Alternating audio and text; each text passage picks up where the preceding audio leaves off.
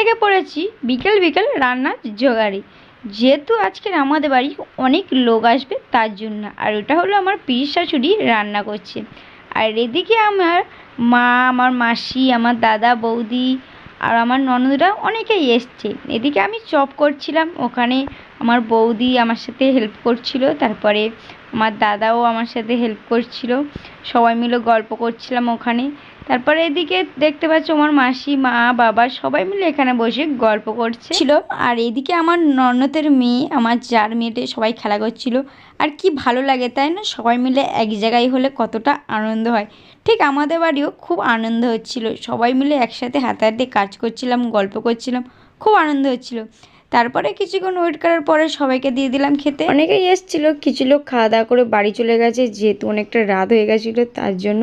আর এদিকে তোমাদের দাদাভাই চুপ করে বসেছিল। তো যাই হোক, মিনি ব্লগটা এই পর্যন্ত, দেখা হবে নেক্সট ভিডিওতে।